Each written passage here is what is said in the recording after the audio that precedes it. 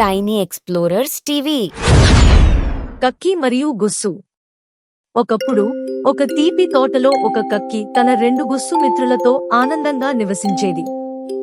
ఒక సంవత్సరం తీవ్ర దుష్కాలం వలన తోటలోని నీరు తగ్గిపోతున్నట్లయితే గుస్సులు పెద్ద సరస్సుకు వెళ్లిపోవాలని నిర్ణయించుకున్నాయి. కాని కక్కి ఎప్పటికీ ఎగరలేకపోతున్నాడు, కాబట్టి అతనికి వెనుకబడిపోతేనేనేమో అని భయం కలిగింది. గుస్సులు ఒక పథకం ఆలోచించాయి. వారు కక్కికి, మేము మా చెవులతో ఒక కాండీ పట్టుకుంటాము మరియు నీవు దానిని బలంగా గట్టిగా పట్టుకోవాలి. కాని గుర్తుంచుకో, ఏమైనా జరిగితే కూడా నువ్వు తలను తెరిచి మాట్లాడే అవసరం లేదు అని చెప్పాయి.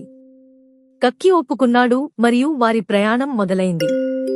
ఒకరోజు వారు ఒక గ్రామం పైనే గాలిలో పరిగెత్తుకుంటున్నప్పుడు గ్రామంలోని ప్రజలు పైకి చూసి నవ్వుతూ చెప్పారు, ఓహ్, ఒక కక్కి కాండీకి వేలాడుతోంది. ఈ మాటలు వినగానే కక్కి కృష్ణాకారం పోగొట్టుకోవాలనుకున్నాడు మరియు మాట్లాడాలని అనుకున్నాడు. అతను తన నోటిని తెరిచినప్పుడు కాండీ నుంచి నిష్క్రమించి నేలకు పడిపోయాడు. పేద కక్కి గాయపడినది మరియు ఆ రోజు ఓ పెద్ద పాఠం నేర్చుకున్నాడు. నీతి: మంచి సలహాలు అనుసరించండి మరియు మీ భాషపై నియంత్రణ సాధించండి. Like, share and subscribe.